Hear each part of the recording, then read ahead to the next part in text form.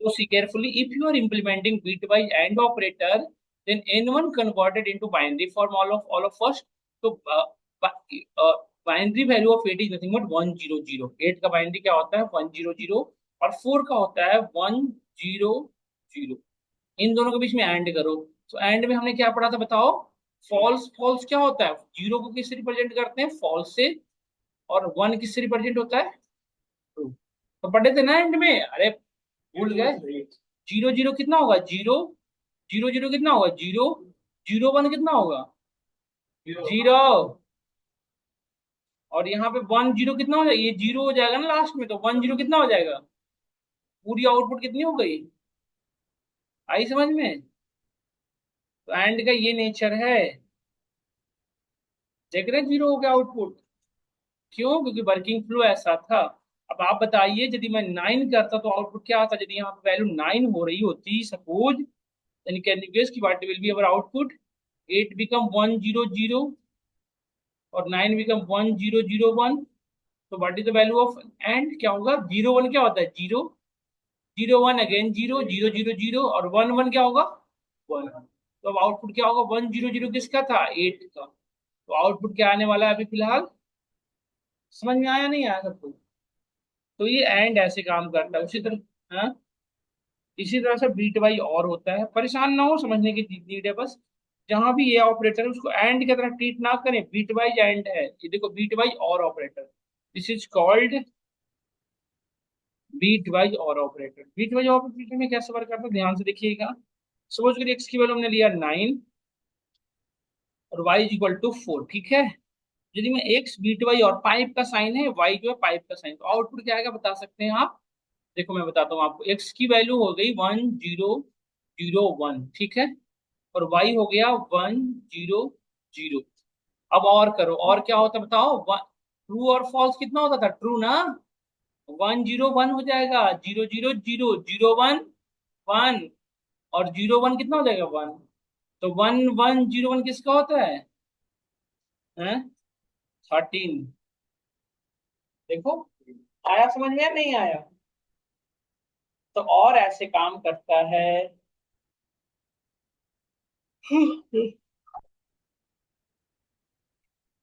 अब आप लोग बताना मुझे, यदि मैं N1 की वैल्यू लेता 4, N2 की वैल्यू लेता 6, तो आउटपुट क्या आता, N1 और N2 के आउटपुट क्या आता, N1 हो गया 100 और 6 हो गया 10, नहीं 110।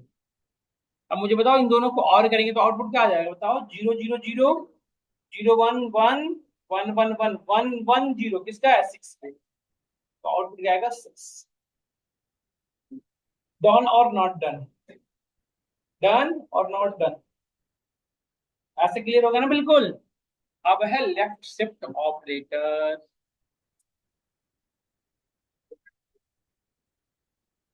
इसका नाम है लेफ्ट शिफ्ट।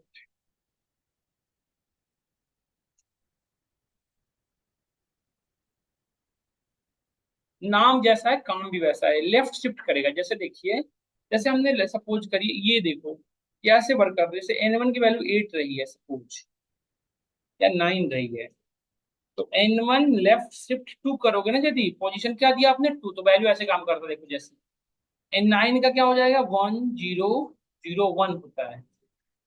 तो यदि लेफ्ट शिफ्ट 2 करोगे तो क्या होता है कि इसकी जो दो वैल्यू है वो लेफ्ट शिफ्ट चलेगी, लेफ्ट शिफ्ट हो जाएगी, मतलब हमारा आउटपुट आएगा 1001। और ये दो वैल्यू जो खाली रही, ये जो लेफ्ट शिफ्ट की तो दो वैल्यू शिफ्ट कर गई ना, तो इन दोनों जगहों पे क्या आ जाएगा, ये वैल्यू बड़ी हो गई है छोटी बताओ, 1001 और 00, ये वैल्यू बड़ी होगी। तो देखना आप लेफ्ट शिफ्ट ऑपरेटर क्या करता है, वैल्यू को इंक्रीज करवाता है। 36 आ गया ना, देखो दिखाता हूँ। जैसे यदि यदि किसी वैल्यू को बाइनरी में कैसे कन्वर्ट कर रहे थे, बिन का यूज करके, बाइनरी ऑफ N1 देखो, यदि आपको N1 देखना है कि N1 की बाइनरी क्या है तो यहाँ लिखो, देखो बाइनरी ऑफ N1 कितना है सो दिख जाएगा, वही तो समझा रहा हूँ, किस बेसिस पे, ये बेसिस पे है देखो। देखो आप 10019 था, और इसमें दो जीरो पीछे ऐड हो गया क्योंकि आपने दो शिफ्ट किया, दो शिफ्ट दिया था पोजीशन, यदि हमने 3 दिया तो वैल्यू क्या हो जाएगी, 3 शिफ्ट। तो यहाँ पे 1001 के बाद 3 जीरो आएगा, 00 एक और जीरो नहीं, वैल्यू इंक्रीज होगी देखो।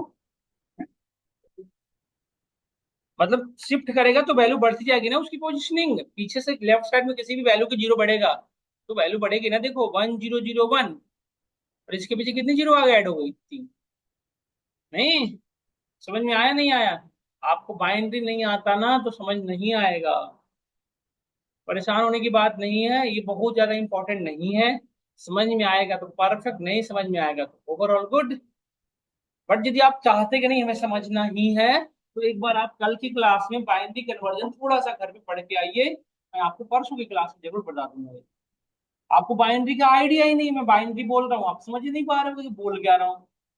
तो आपको मैंने आइडिया दिया था, याद करो इंट्रोडक्शन क्लास में हमने कहा था आपको कि थोड़ा सा डेसिमल टू बाइनरी पढ़ लेना, binary to decimal introduction class. तो उसमें यदि आप पढ़ लिए होते ना तो कोई प्रॉब्लम ही नहीं होता, तो आपने उस समय तो लगा कि पढ़ के मतलब नहीं इस बात। देखा सामने आया ये चीज, क्या दीपक बहुत ज्यादा परेशान कर रहा है क्या ये? चल जाएगा ना यहाँ? नहीं तो मैं, जो मुझे तो बाइनरी कन्वर्जन भी आता है, डेसिमल कन्वर्जन भी आता है, तो मैं आपको करवा दूंगा फिर करके मैथमेटिकली। यदि आप यूट्यूब से ना पढ़ पाओगे तो मुझे बता देना, कि मैं कन्वर्ट बता दूँ। से कहा जाता है बूलियन अलजेब्रा, तो 1 महीने की क्लास अलग है, अलग है, वो बोलना थोड़ी होता है, तो अपने आप समझते सब।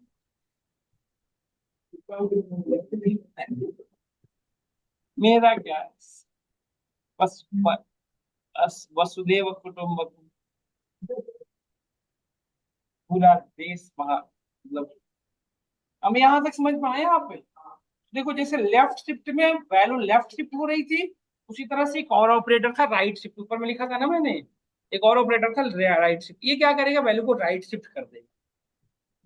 ये क्या करेगा, उसको राइट शिफ्ट करवाएगा, जितनी पोजीशन दोगे उतनी शिफ्ट करेगा राइट साइड में। जैसे कि क्या, जैसे कि N1 की वैल्यू लेता मैंने 9, N1 की वैल्यू क्या लिया मैंने 9, तो N1 राइट शिफ्ट 2 करते, तो क्या होता है राइट शिफ्ट, तो राइट शिफ्ट जो वैल्यू होती है ना वेस्ट हो जाती है, जैसे 9 की 1001 होती है, ठीक है, तो राइट शिफ्ट करोगे 2 वैल्यू, तो जो वैल्यू राइट शिफ्ट कर गई वो क्या हो गई, वेस्ट।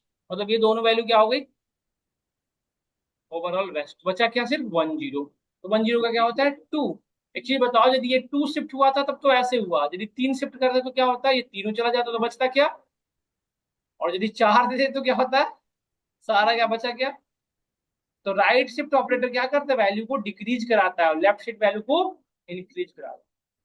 बस इतना ही ध्यान रखिए, बाकी कुछ रखने की जरूरत नहीं। समझ में आया नहीं आया सबको, बताओ। देखो 1 हो गया, जिसको समझा रहा था मैं, और यदि 4 दिया तो क्या हो गया, 0।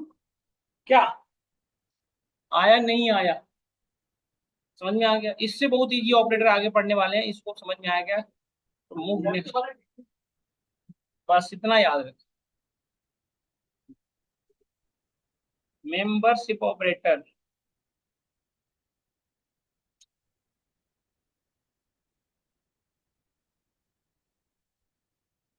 इन और नॉट इन दो होते हैं मेंबर्स ऑपरेटर, इट और इन और नॉट।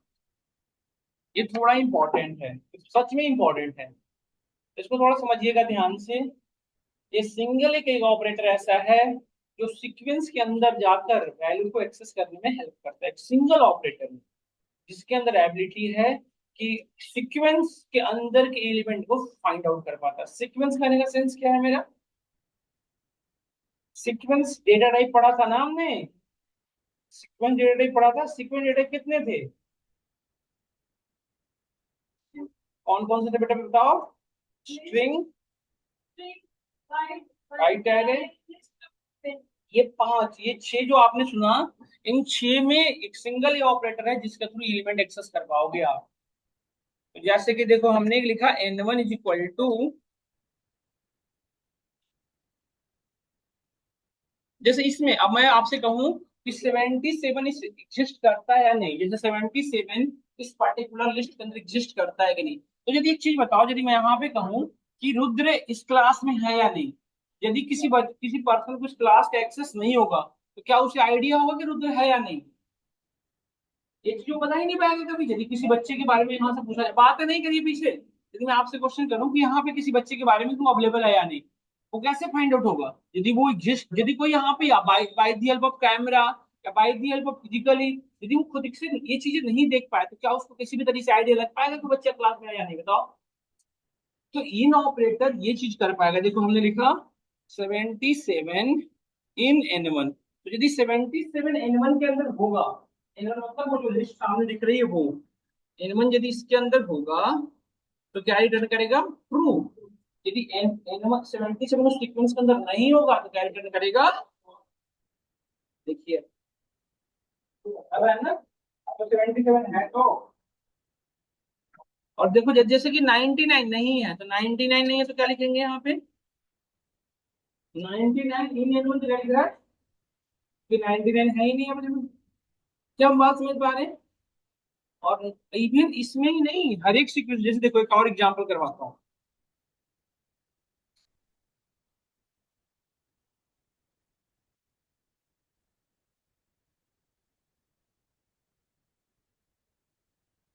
देखो अब मैंने चेक किया, एम इन एक्स, एक्स में एग्जिस्ट करता है, यस और नो? एक्स की वैल्यू क्या है? मोहन। तो मोहन एम के अंदर है तो एग्जिस्ट, देखो रिटर्न कर रहा है ट्रू। और जेड के अंदर जेड नहीं है तो क्या रिटर्न कर रहा है? फॉल्स। तो जो इन काम कर रहा है उसी का जस्ट अपोजिट कौन काम करता है? Not in. जैसे कि हमने इन लगाया, यहाँ पे यदि मैं नॉट इन लगाता तो क्या करता बताता, अभी आउटपुट क्या आता बताओ? ये क्या कह रहे हो कि जेड नॉट इन एक्स, आप कह रहे हो कि जेड एक्स के अंदर नहीं है, ये बात सही है, जेड नहीं है, क्या रिटर्न करेगा? तो देखो यार, समझ में आया? तो इन और नॉट इन क्या है? Just opposite. यस और नो? यस और नो, बताओ समझ में आया नहीं आया? Yes sir.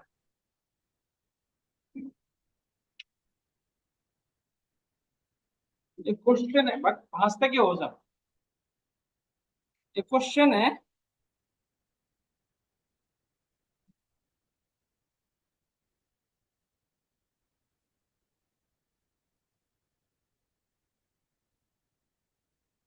एक डिक्शनरी बनाना सब लोग।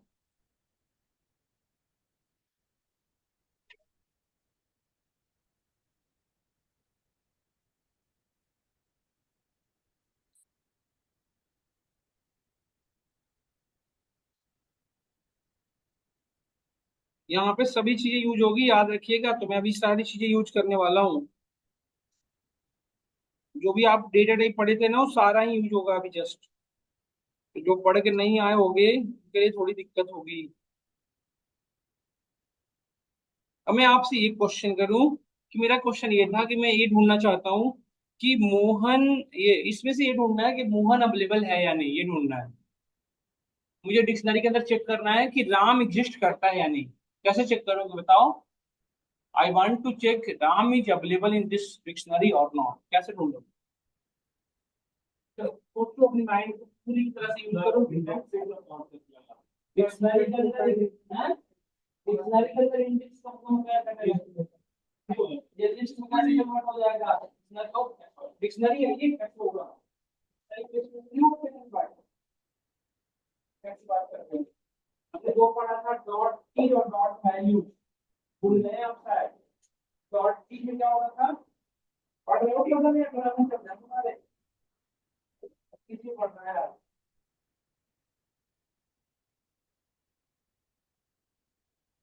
बताइए कैसे होगा?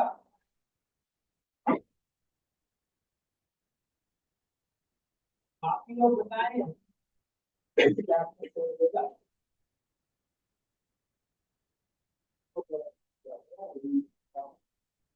बताइए आप कर रहे हैं कैसे होगा? डॉट नाइन सही जा रहा है, सही जा रहा है। Value value value.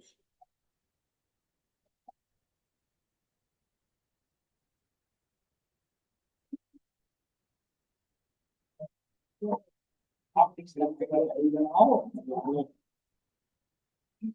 मोहन का मोहन के बाद में लगाओ। ठीक हो गया। नेट कैंसिल हो गया तुम लोगों को? कोई बात नहीं।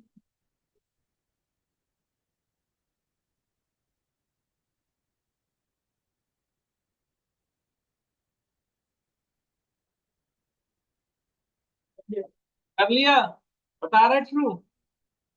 देखो कुछ नहीं करना था, देखो हमने पढ़ा था क्या कि हमारा जो इन और नॉट इन किस में काम करता है डायरेक्टली, सीक्वेंस में।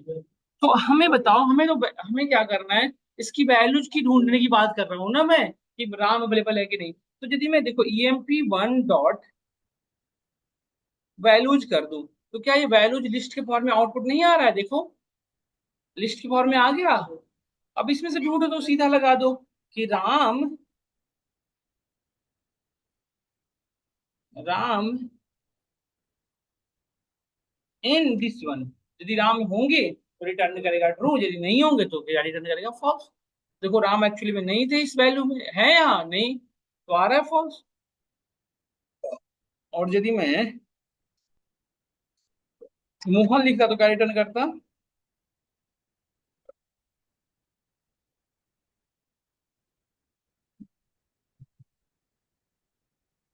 समझ में आया हम सभी को, डन और not done.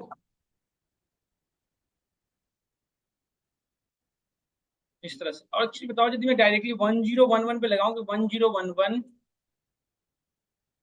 In EMP1 output क्या आएगा बताना सब लोग सोच के, क्या आएगा आउटपुट अभी,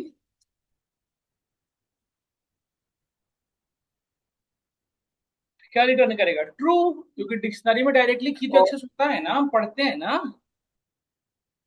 डायरेक्टली की तो एक्सेस हो जाता है ना डिक्शनरी में। हो गया। हाँ ठीक है सर, बहुत अच्छा। करें सर, ठीक है सर, समझ आ गया। ठीक है जयवीर जी, यही तो ऑब्जेक्टिव है मेरा, समझाना। अब एक क्वेश्चन लास्ट जो आप मुझे करके दिखा दीजिए सब लोग।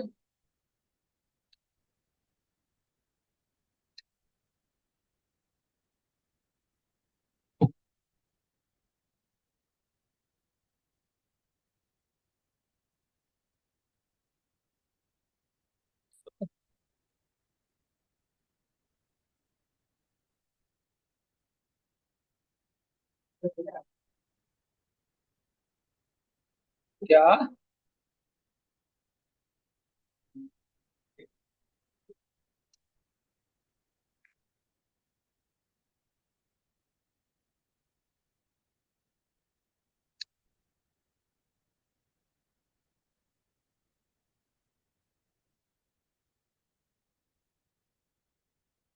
अब देखो EMP और EMP2 दो हैं, दो एम्प्लॉय है ना हमारे पास, EMP1 EMP।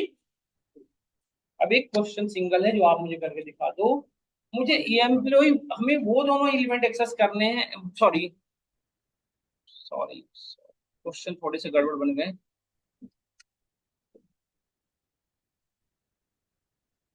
इन दोनों में कुछ इम्प्लॉय जो है वो कॉमन है, देख रहे हो ना आप, कुछ इम्प्लॉय कॉमन है।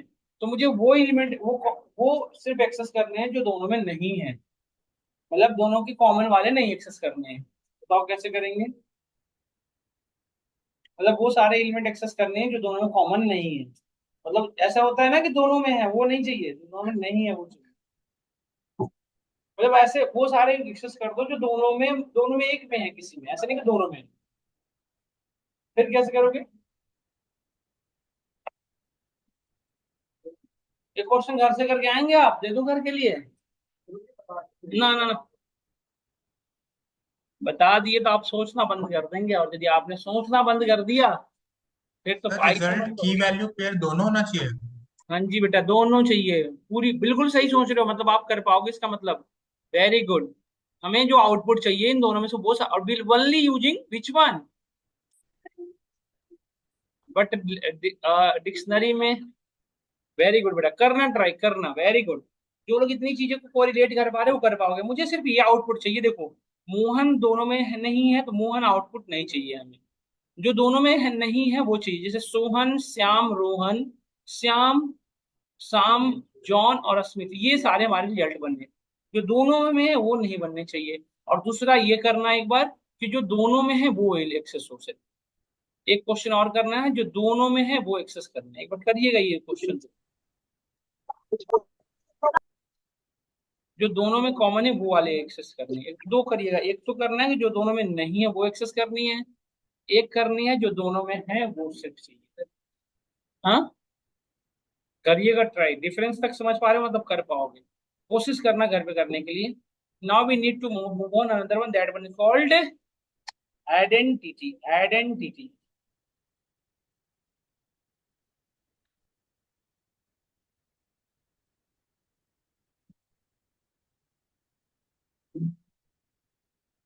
क्या हो गई तबीयत में? हार आने वाले पीजी का खाना कहाँ घर का पीजी? अब तो दिक्कत ही नहीं चाहिए। देखो आइडेंटिटी। हाँ, अच्छा, अच्छा। दो होते हैं ईच। दो होते हैं। क्या कर रहा है? धीरे धीरे मत बोला करो। दो होते हैं ईच और इजनल। ये दो ऑपरेटर होते हैं आइडेंटिटी ऑपरेटर। इनका काम थोड़ा अलग है। ये मेमोरी दो वेरिएबल की मेमोरी एड्रेस को कंपेयर करते हैं। जैसे सीक्वेंस में के लिए इन और नॉट इन यूज करते थे। इज और इज नॉट एड जो है वो दोनों, ये दो ऑपरेटर ऐसे हैं। ये सिंगल एक ऐसा ऑपरेटर है जो दो वेरिएबल को कंपेयर नहीं करता है, उनके मेमोरी एड्रेस को कंपेयर करता है। मतलब दो वेरिएबल की मेमोरी एड्रेस यदि सेम है तो क्या रिटर्न करेगा, यदि सेम नहीं है तो क्या रिटर्न करेगा। मात्र और एक चीज बताओ, दो वेरिएबल की वैल्यू सेम कब कब होती है? जब दोनों वेरिएबल की वैल्यू सेम हो। नहीं, तो देखो जैसे n1 एक हमने वेरिएबल लिया जिसकी वैल्यू थी 90, n2 लिया दूसरी वेरिएबल जिसकी वैल्यू थी 89। तो यदि मैं यहाँ पे लिखा n1 इज n2, तो n1 की वैल्यू क्या है 90, n2 की वैल्यू क्या है 89। क्या दोनों की मेमोरी एड्रेस सेम होगी बताओ? ये दोनों की मेमोरी एड्रेस सेम है, तो ये रिटर्न नहीं करेगा सर। false। देखो क्या रिटर्न कर रहा है, false. For verification you can use an ID.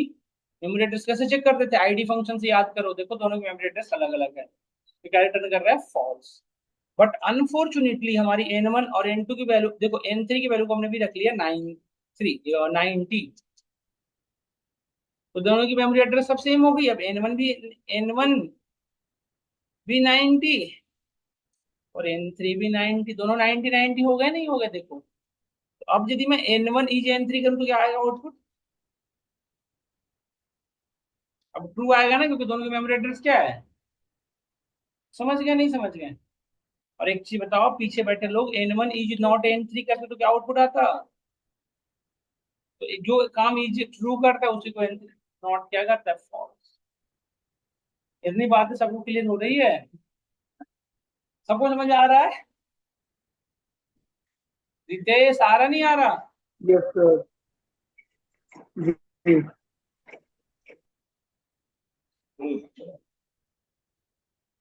देखो आगे,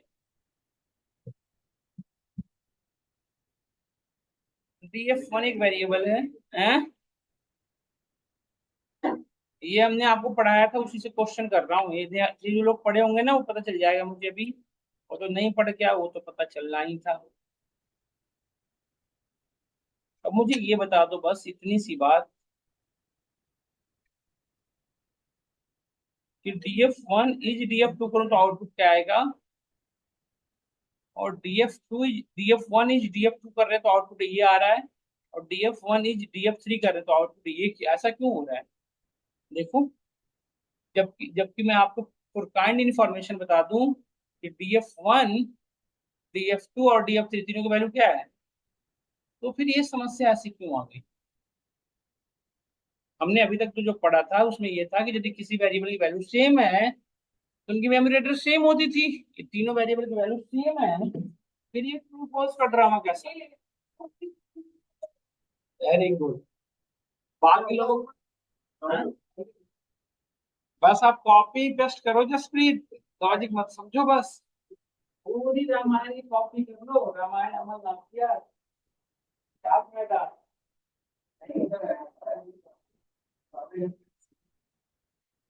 समझना अलग होता है, कॉपी करना अलग बात। हमारी तो समझ में सबकी कैसी हालत हो गई, तभी सामने वाला समझ ना पाया। क्या बोल, इस बात में सही है नहीं है? तो सब चीज उंगली लग गया, कोई बात। बाकी लोग कैसे हो, बताएं कैसे होगा? समझ रहे हो सब लोग या नहीं समझ रहे हो? लोग जी आप बताएं, समझना नहीं समझ रहे हैं? समझने वाला कुछ है ही नहीं।